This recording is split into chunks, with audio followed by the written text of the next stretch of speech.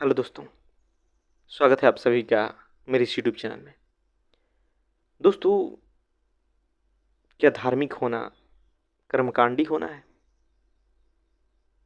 क्या जो व्यक्ति धार्मिक है उसे कर्मकांड करना जरूरी हो जाता है? ज़्यादातर लोग तो यही समझते हैं कि अगर आप भाई धार्मिक हैं तो कर्मकांडी तो जरूर होंगे। जो धार्मिक व्यक्ति है वो भी यही समझता है। जो धर्म को मानने वाले लोग हैं वो भी आपको यही समझते हैं कि आप कुछ न कुछ कर्मकांड करते रहें। पूजा पाठ, व्रत उपवास, मंदिर मस्जिद, पहनावे, ये सभी तो धर्म की पहचान है, धार्मिक होने की पहचान है। और जो धर्म को नहीं मानने वाले लोग हैं, जैसे कि नास्तिक, जैसे कि रेशनल लोग, वो भी यही समझते हैं। वो भी धर्म के उसी रूप को जानते हैं जो कि कर्म कांड वाला है, और इसलिए उसे नकारते हैं, इसलिए उसमें खामियां निकालते हैं, इसलिए उस पर तरह तरह से प्रश्न करते हैं। दोनों उसी को मानते हैं, लेकिन धार्मिक होने का मतलब कर्मकांडी होना बिल्कुल नहीं होता। आप कर्मकांडी नहीं हैं फिर भी आप एक धार्मिक मन रख सकते हैं। आपके पास धार्मिक मन हो सकता है। कर्मकांड तो बहुत निचले स्तर की बात है। बहुत सारे लोग ऐसे हुए अतीत में, देखेंगे तो वो कर्मकांडी नहीं थे लेकिन धार्मिक थे। दुनिया जानती है उन्हें। बुद्ध धार्मिक व्यक्ति थे लेकिन कर्मकांडी नहीं थे। स्वामी विवेकानंद धार्मिक व्यक्ति थे लेकिन कर्मकांडी नहीं थे। कबीर धार्मिक व्यक्ति थे लेकिन कर्मकांडी नहीं थे। और ऐसे ओशो धार्मिक व्यक्ति थे लेकिन कर्मकांडी नहीं थे। और बहुत सारे नाम आपको मिल जाएंगे। आज के समय में आचार्य प्रसाद धार्मिक व्यक्ति हैं लेकिन कर्मकांडी नहीं है। तो आखिर वो किस प्रकार धार्मिक है? क्योंकि उनके पास एक दार्शनिक पक्ष है, क्योंकि वो धर्म को एक दर्शन की तरह देखते हैं। धर्म का मतलब उनके लिए नहीं है पूजा पाठ, व्रत उपवास, मंदिर मस्जिद, तीर्थ, या जो तमाम तरह के धर्म के नाम पर घरों में छोटी छोटी विधियां होती है, कर्मकांड होते हैं। वही सिर्फ धर्म नहीं है, बखूबी उसकी वो बात भी करते हैं। और अगर ये सभी धर्म होता तो निश्चित ही इंसान के लिए धर्म की कोई उपयोगिता नहीं होती। धर्म इंसान के जीवन में कुछ नहीं कर पाता। निश्चित ही नास्तिक लोग सही हो जाते कि धर्म से इंसान को फायदा ही क्या है। लेकिन निश्चित ही धर्म सिर्फ उतना ही नहीं है। धर्म का एक आध्यात्मिक पक्ष है, धर्म का एक दार्शनिक पक्ष है। धर्म जीने की एक पद्धति देता है। धर्म एक अलग ही अनुभूति देता है मानव होने का, जीवन को देखने का। जो दुनिया में लोग हैं, जो जीव जंतु हैं, उनसे व्यवहार करने का। निश्चित ही वो भी एक पक्ष है। और उस पक्ष से ही जो लोग धार्मिक हैं वो जीवन में आनंदित होते हैं। जीवन उनका खूबसूरत होता है, जीवन मौज में होता है, उनके पास दुख कम होते हैं। तो वो पक्ष आता है दर्शन से, आत्मदर्शन से, संसार के दर्शन से। हमारे पास जब एक दर्शन होता है, और हर व्यक्ति के पास दर्शन होता है, कोई भी व्यक्ति उसके पास एक न एक दर्शन है ही। हाँ, हो सकता है उस व्यक्ति का दर्शन आ रहा हो आम लोगों से, जो आसपास चार लोग हैं उनसे दर्शन आ रहा हो कि हाँ भाई अब जीवन में ये करना है, जीवन में वो करना है। या धर्म के संबंध में भी हर किसी के दर्शन होता है। तो हो सकता है कि उन्होंने कोई खोज न की हो, उनका दर्शन बस मान्यताओं से आ रहा हो, पूर्वजों से आ रहा हो। मृत्यु के संबंध में, जन्म के संबंध में, भगवान के संबंध में, हर चीज़ में दर्शन है। लेकिन जब व्यक्ति खोज करता है, जब व्यक्ति आत्मदर्शन करता है, अपने भीतर उतरता है, तब वो सच्चाई से वाकिफ होता है कि सत्य है क्या। निश्चित ही जब सत्य का दर्शन होता है तो उसका जीवन पूरी तरह बदल जाता है। वो वही व्यक्ति नहीं रह जाता जो कि आम लोग हैं। तब उसे दिखाई देता है धर्म के महत्व का।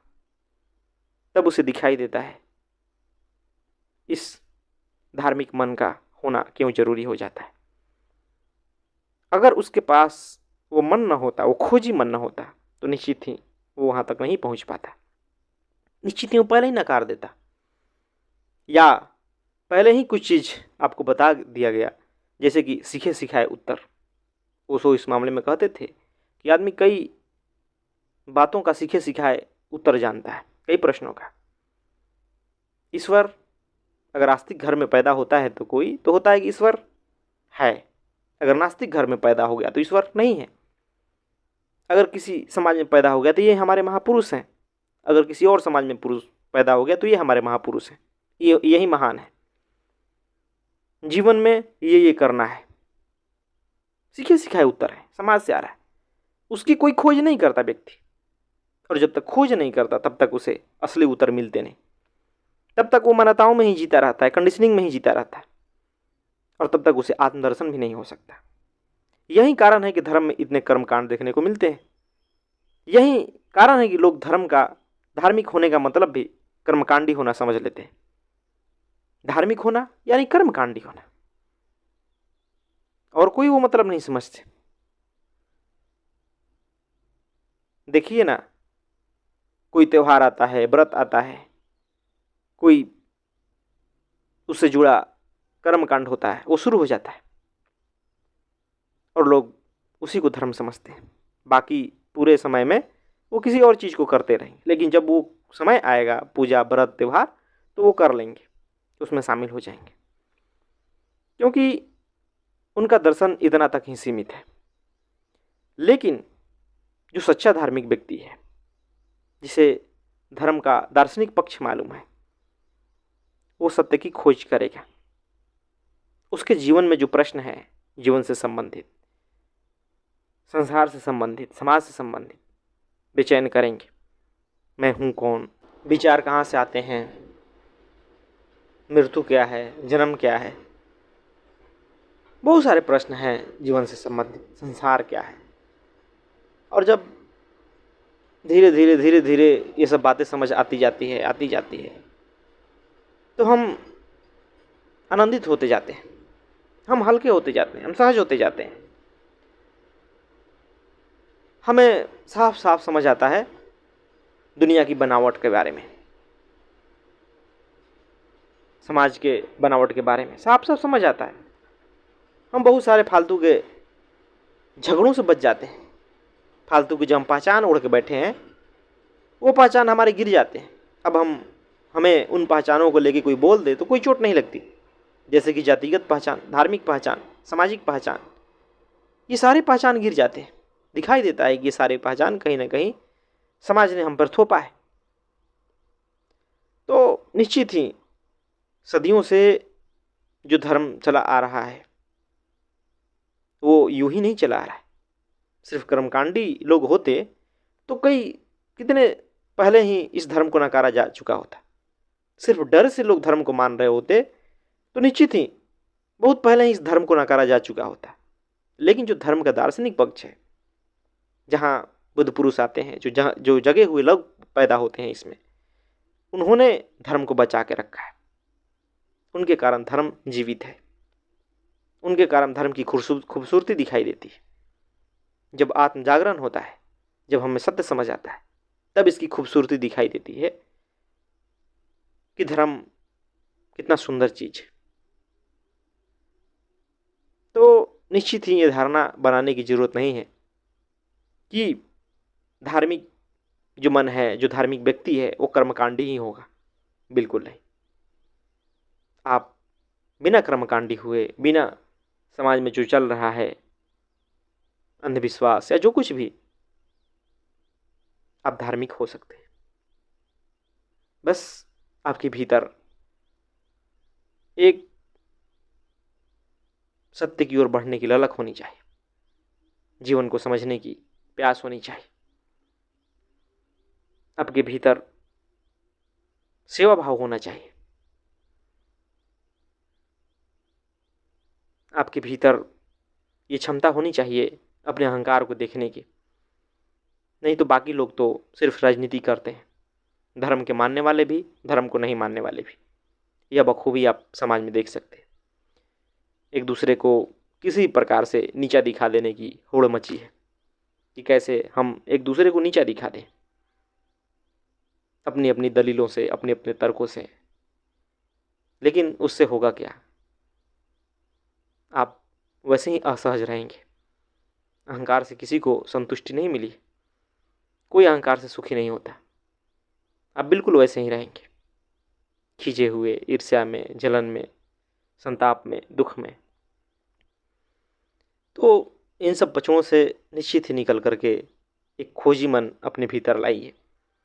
और जब खोजी मन आप लाते हैं ना, जब आप अपने आप पर ही सवाल खड़े करते हैं, अपने भीतर गहराइयों में उतरते हैं, तब आपको दिखाई देता है कि आप असल में क्या है। तब आपको समझ आता है कि जो धार्मिक लोग हुए, जो जगे हुए लोग हुए, जिनके पास एक दार्शनिक पक्ष था जीवन को देखने का, धर्म को देखने का, उनकी बातें कितनी सच है, उनकी बातों में कितनी सच्चाई है। तभी आपको समझ आएगा। अभी आप बुद्ध को नहीं समझ सकते। जो भी ज्ञानी जन हुए, जगे हुए लोग हुए, बुद्ध पुरुष हुए, किसी को आप नहीं समझते। उसके पीछे चल लेने से आप उन्हें समझने नहीं लगते। उसके लिए आपका मन भी वैसा होना चाहिए, उसके लिए आपकी चेतना वैसी होनी चाहिए। तभी आप उसकी खूबसूरती को देख पाएंगे कि वो लोग क्या थे, उनकी महानता क्यों है, वो कितने ऊंचे लोग हैं। तभी आप समझ पाएंगे। यूं ही नकार देना, यूं ही स्वीकार कर लेना बहुत आसान बात है, लेकिन खोज करना, वहां तक पहुंचना बहुत मुश्किल बात है, और उसी की ज़रूरत है। जब आदमी वैसा करने लगे ना, तो दुनिया खूबसूरत हो जाए।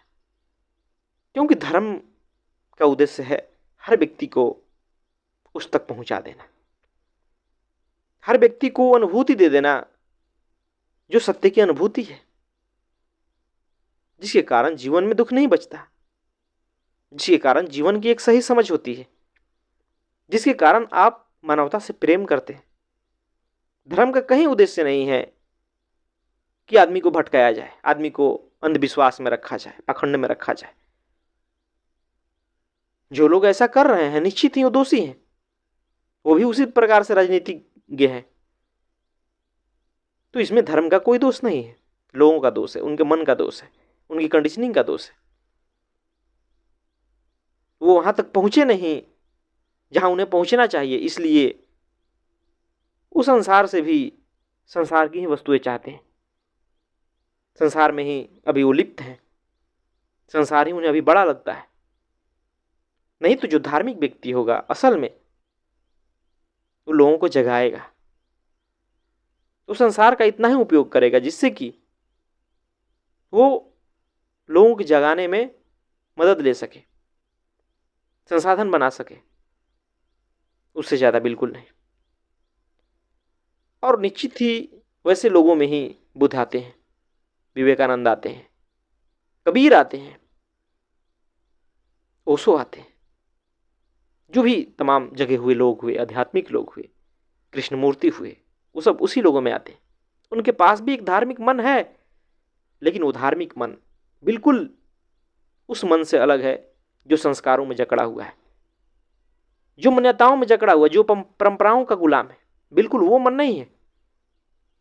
उनका मन इन सारे पचड़ाओं से मुक्त है, मुक्त मन है उनके पास। वो मुक्ति का स्वाद जानते हैं। तो निश्चित ही उस ओर बढ़िए। कोई भी धारणा बनाने से पहले धार्मिक व्यक्ति के संबंध में, धर्म के संबंध में दोनों पक्षों को जान लेना जरूरी है कि धार्मिक कर्मकांड वाला क्या है, दार्शनिक पक्ष क्या है, और कितना दम है बातों में, क्या अनुभूति है किसी के जीवन में, उससे क्या प्रभाव पड़ता है। तो आलोचना से, प्रशंसा से बचिए और स्वयं खोज कीजिए। क्योंकि धर्म ऐसा चीज है ना,